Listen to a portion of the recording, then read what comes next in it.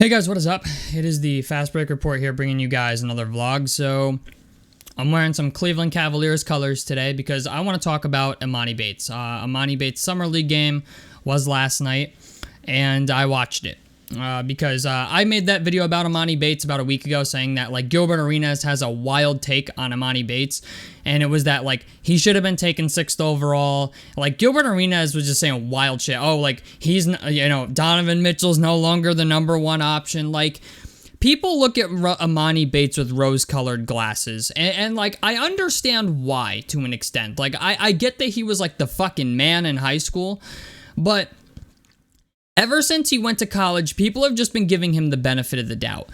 And I feel like everybody saw what he did in high school, and they're like, okay, he got labeled as the chosen one on the cover of Sports Illustrated, the first player since LeBron to have that title. And I'm like, I think to myself, they couldn't be any farther apart. You know what I'm saying? Like, LeBron dominated the NBA at 18. This kid struggled in college. And I watched his game last night, and all I saw was like all of my biases confirmed. And I'm not going to try to shit on him too hard here. Like, I'm going to give constructive criticism. I'm not just going to be like, oh, he's fucking terrible. But it was not a good showing. It wasn't. I don't care what anybody says. You can have a positive outlook on it. It was not a good showing. There are positives and negatives to take out of it. I will say that. It's not all bad. But at the same time, I think to myself, the aspirations and dreams have of Emoni Bates becoming like the next Kevin Durant or the next LeBron James or whatever fucking freakishly outlandish comparison you can think of, that ship has sailed. Okay, I'm just going to call it what it is. Like, Emoni Bates simply does not have the measurements to be a Kevin Durant or a LeBron James. He's 6'8", 6'9", with a 6'7" wingspan, and he's got, like, I think a 24-inch vertical. And I'm not, like, I'm literally not being hypothetical when I say that. I'm pretty positive, like, his vert measured at 24, I think it's like 24.5 or 125 inches or something like that. But it's just the idea, you're not going to see Emoni Bates from high school. Like, I'm going to put that out there now. Cavs fans are not going to want to hear that because, like, they think they just got, like, the steal of the fucking draft.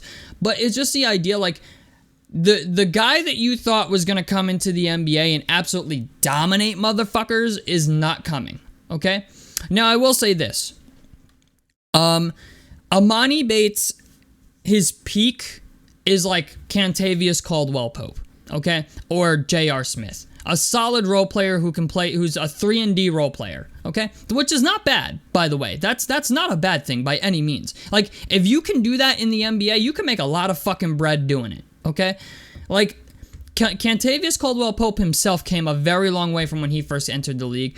J.R. Smith was like maybe a more complete package than Emoni Bates is, but I think Emoni Bates, as far as a guy who can like shoot difficult shots, make difficult shots, like he's in there. You know what I'm saying? Like he's got it, but it's not consistent. And when I was watching this game last night, part of me was like, what the fuck is he doing? But the other part of me was kind of like, I understand. You know what I'm saying? Like, okay, I get it. I'm going to get fans in the comment section who say, it was only one game, right? And yes, you're right. I get it. It's your first NBA game. A lot of nerves going on. You want to prove all the haters wrong. You want to prove me wrong, you know, the haters. So you go out there and you flat out just chuck that bitch all game. And that's what he did. He shot 5 of 18 and scored 16 points. He shot 4 of 13 from the 3. I mean, this is a guy who shot 27.8% from the field last night. And I get that, like, he wants to be the man. Like, he's been the man since high school. Everywhere he's went. At Memphis, they wanted to make him the #1 option. He played at Eastern Michigan, and yeah, he was the guy. But, like, people look at this and say, oh, well, it's one game. It's one game. It's just one game. Bro, I watched him do it all last year at Eastern Michigan. Like, this is who Emoni Bates is at this point. Like, he's a guy that's going to go out there, shoot the ball probably 20 fucking times, and you don't know what you're going to get. Emoni Bates reminds me of the guy down at the Y every fucking Friday night who it's like, okay, he's either going to come out, shoot the bitch every time he touches the ball. He's either going to go 10 for 10 or he's going to go 1 for 10. And Cavaliers fans need to realize this. And I hope they realize this after last night, because, like, my opinion on Emoni Bates was not only rough, but, like, it was brutally honest. I was like, okay, like, yeah, I hope he gets better, but his measurements are not in his favor. His shot selection's not in his favor. His lack of self-awareness is not in his favor. And I'm just going to be honest, if he comes out in Game 2 of the Summer League and does this again, like, he's not going to get picked up. Like, there's a chance that, like, not even a G League team wants him. And you can't have tunnel vision in the NBA. Okay, like, it's funny to me how, like, he had a game like this and, like, everybody's still in the comment, he's gonna be a problem. He's gonna be a problem. Like, bro, if he keeps playing like this, the only problem he's gonna be is for the team he fucking plays for. I mean, we're in an NBA now where you cannot get away with doing shit like that anymore. Okay, like, we're not in the early 2000s anymore where guys can just come in out of high school, chuck 24 shots a game, make fucking 8 of them, and people think they're great. Okay, we're not in an NBA anymore where you can shoot 42% from the field and people think you're good. We're not in an NBA anymore where you can shoot 33, 34% from 3 and people think you're good. Okay, those days are gone, and that's what I need people to understand. Like, yeah, you know what? Maybe back in 2003, yeah, maybe Emoni Bates is a problem. But in 2023, he's on a very, very quick path to just not being in the league at all. So I am going to say this. It would benefit him a lot to just let the game come to him. Like, that's what I want to see in Game 2. I want to see improvement. That's why I'm making this video, because I'm like, I saw Game 1, I got what I expected in Game 1. Now, how does he fix it in Game 2? Does he come out and take smarter shots in Game 2? Does he come out and look to get his teammates more involved in Game 2? Does he let the game come more to him naturally in Game 2? Because that's what's going to be successful for him.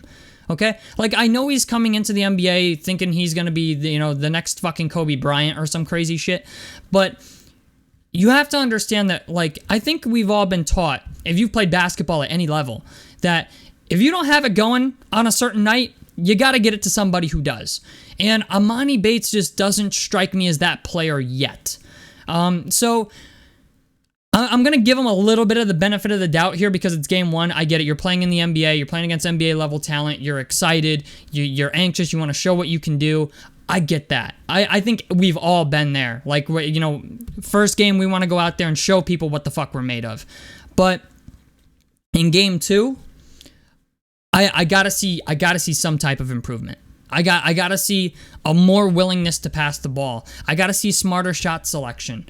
You know what I'm saying? I gotta see a guy who's gonna let the game come to him. I gotta see a guy who's gonna move off ball and not just stand in the fucking corner and wait for shit to happen. I need to see a guy who's gonna hustle back on defense. Like, there was a lot of things I saw in this Game 1 that I'm like, it's kind of rough. I get it. Like I said, it's Game 1, so I'm kind of giving him a bit of a pass here.